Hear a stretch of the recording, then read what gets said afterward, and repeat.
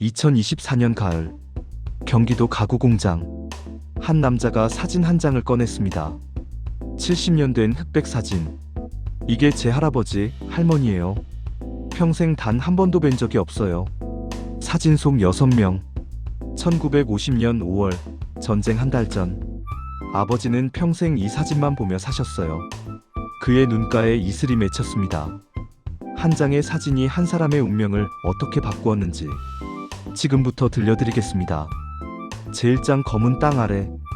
1950년 11월 28일 평안북도 눈밭. 19살 청년이 쓰러져 있었습니다. 중공군의 총탄이 허벅지를 관통했습니다. 어머니, 고향이 떠올랐습니다. 경상북도 논밭, 어머니가 지어주신 밥. 눈을 떴을 때 북한군 포로 수용소. 일어나라! 군화가 배를 짓밟았습니다.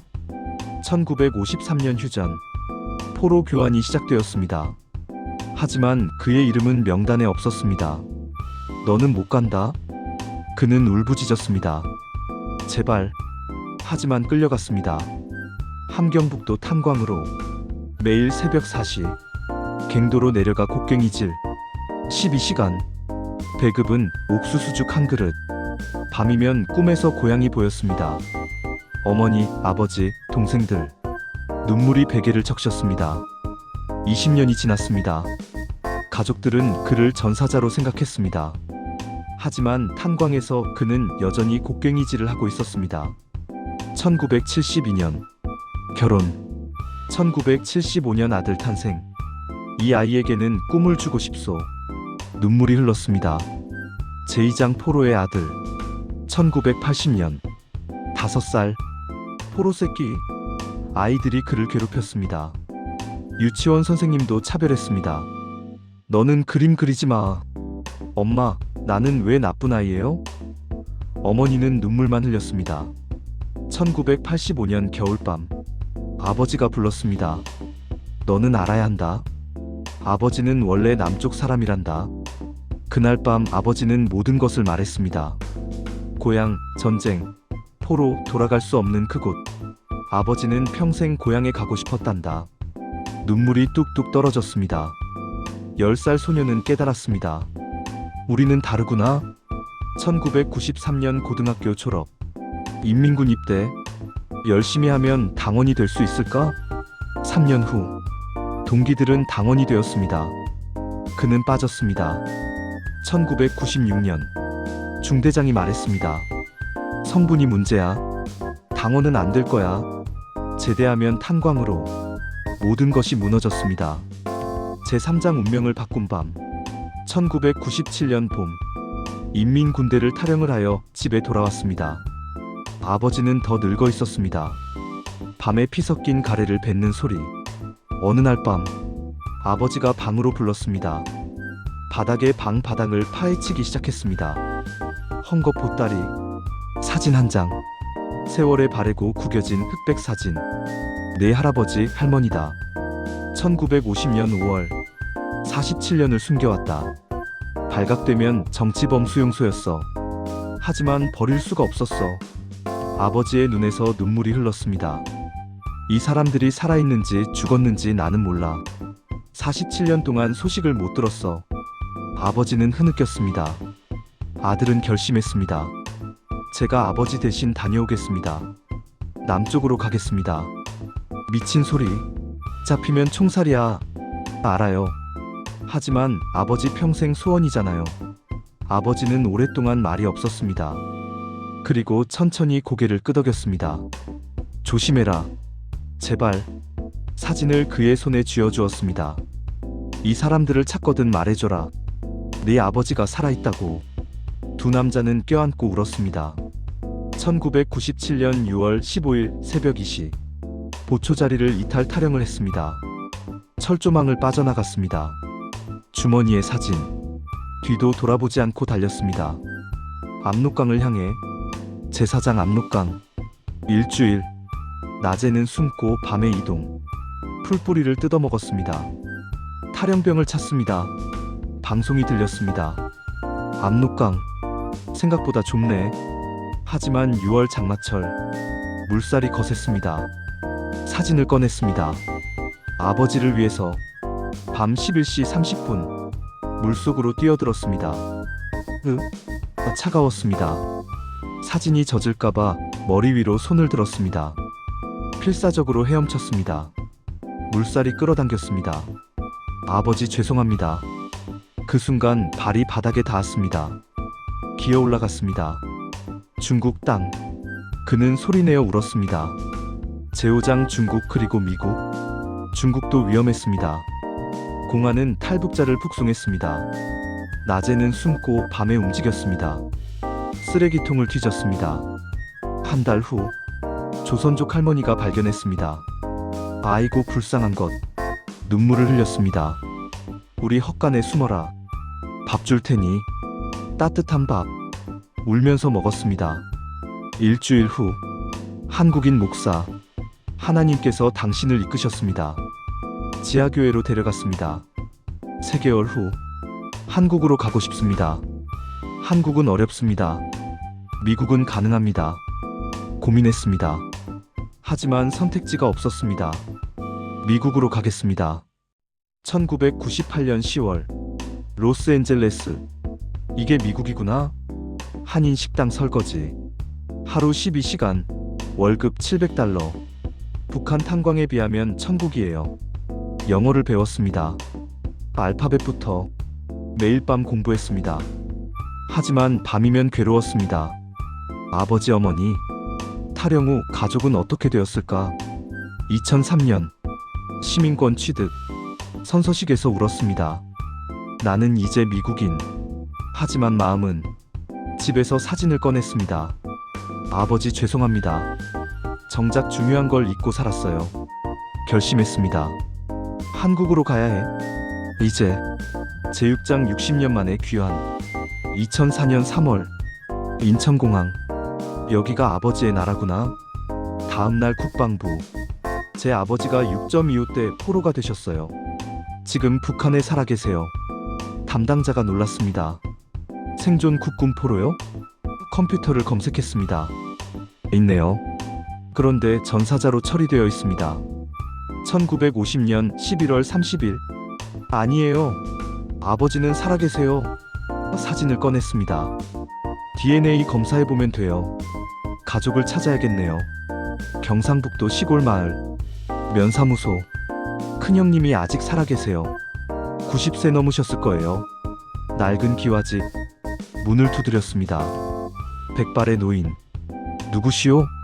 저는 아버지가 전쟁 나가셔서 그분의 아들입니다. 동생. 우리 동생 아들? 네. 아버지는 북한에 살아계세요. 국군 포로로. 90세 노인은 무너져 내렸습니다. 동생이 살아있어. 마당에 주저앉아 울었습니다. 60년을 기다렸는데. 그도 무릎 꿇고 울었습니다. 큰아버지, 아버지가 보고 싶어 하세요. 두 남자는 한참을 울었습니다. 다음 날 할아버지 할머니 산소. 무릎 꿇었습니다. 할아버지 할머니 손자가 왔습니다. 절을 올렸습니다. 아버지는 북한에 살아계십니다. 평생 오고 싶어 하셨어요. 죄송합니다. 이제야 찾아뵙습니다. 온 가족이 함께 울었습니다. 며칠 후 큰아버지가 서류를 꺼냈습니다.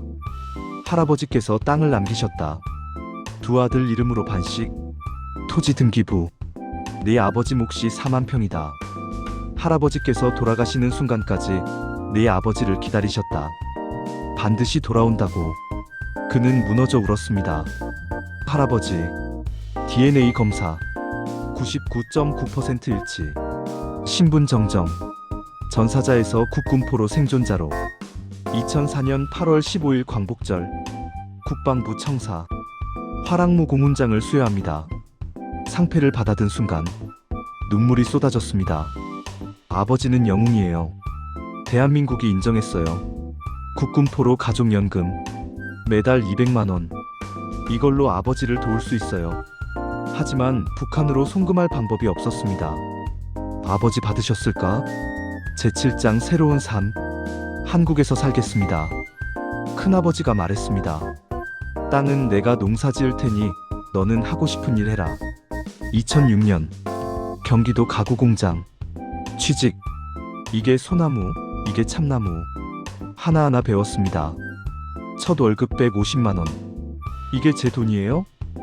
일한 만큼 정당하게 받는 데까지. 이게 자본주의구나. 2년 후 숙련 목공. 월급 2배. 작은 원룸. 생애 첫 내 집. 중고차도 샀습니다. 제 차로 원하는 곳에 갈 수 있다는 게 이게 자유구나. 5년 후 팀장. 월급 400만 원. 통장 5천만 원. 제가 번 돈으로 큰아버지께 용돈을 드립니다. 이게 정상적인 삶이구나. 매일 배웁니다. 새로운 기법 디자인. 자본주의 사회는 멈추지 않아요. 저도 멈추면 안 되죠. 2024년 현재 50대 중반. 이제 제 공방을 차리고 싶어요. 나중에 탈북 청년들을 고용하고 싶어요. 제 팔짱 끝나지 않은 약속. 매일 밤 아버지를 생각합니다. 90세 넘으셨을 거예요. 살아계실까? 소식이 끊긴 지 27년. 아버지께 보고 드리고 싶어요. 저 한국 왔습니다. 할아버지 산소 찾았습니다. 훈장 받았습니다. 하지만 북한에 전화 한 통 할 수 없습니다. 언젠가 통일이 되면 상상합니다. 아버지를 모시고 고향 오는 모습. 산소 앞에 함께 서는 모습. 그날이 오면 말씀드릴 거예요. 아버지의 소원 제가 풀어드렸습니다. 주머니에는 여전히 사진. 아버지, 조금만 더 기다리세요. 꼭 다시 만나 뵐 거예요. 탈북자 모임 강연. 여러분, 힘들죠? 저도 힘들었어요. 하지만 포기하지 마세요. 여기는 노력하면 돌아오는 사회예요. 꿈을 꾸세요. 한 걸음씩. 젊은 탈북자들이 울먹입니다. 형님처럼 저도 할 수 있을까요? 할 수 있어요. 제가 있으니까요. 국군포로 문제를 알립니다. 아직도 북한에는 수백 명의 국군포로가 있습니다. 70년 넘게 고향을 그리워하며 우리가 기억해야 합니다. 끝으로 2024년 10월 경기도 가구공장. 작업장에서 톡소리가 울립니다. 그는 오늘도 나무를 다듬습니다. 주머니에는 70년 된 사진. 아버지, 저 잘 살고 있어요. 아버지가 그리워하신 고향, 제가 찾았어요. 할아버지 산소 찾아뵀어요. 훈장도 받았어요. 그리고 저 행복해요. 톱질을 계속합니다. 조금만 더 기다리세요. 통일되면 꼭 모시러 갈게요. 나무가 매끄러워집니다. 인생도 이렇게 다듬어지는 거겠지. 미소 짓습니다. 오늘도 그는 꿈을 깎아냅니다. 한 땀 한 땀. 국군포로의 아들은 오늘도 자신의 길을 걷고 있습니다. 퇴근. 차에 탑니다. 라디오. 오늘 국방부는 북한에 억류된 국군포로. 귀 기울입니다. 집. 작은 아파트. 큰아버지께 전화. 이번 주말에 뵈러 갈게요. 기다릴게. 저녁. 혼밥. 이렇게 따뜻한 밥을 먹을 수 있다는 것. 감사합니다. 사진을 꺼냅니다. 매일 밤 하는 일. 아버지, 오늘도 무사히 하루를 보냈습니다. 아버지도 건강하시길. 사랑합니다, 아버지. 침대에 눕습니다. 내일은 뭘 만들까? 새로운 디자인을 시도해볼까? 꿈을 꿉니다. 눈을 감습니다. 편안한 잠. 악몽은 이제 거의 오지 않습니다. 새벽 6시. 알람. 일어납니다. 거울을 봅니다. 오늘도 힘내자.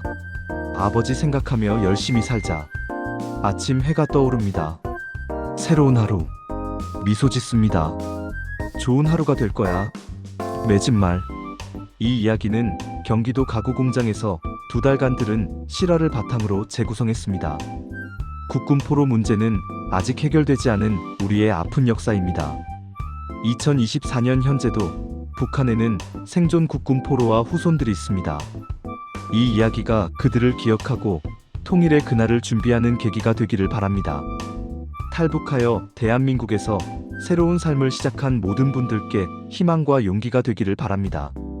포기하지 마세요. 꿈을 잃지 마세요. 한 걸음씩 천천히 하지만 꾸준히. 그러면 반드시 좋은 날이 올 것입니다. 감사합니다. 좋아요와 구독 부탁드립니다. 댓글로 생각을 나눠주세요. 알림 설정으로 다음 이야기도 만나보세요. 주변에 공유해주세요.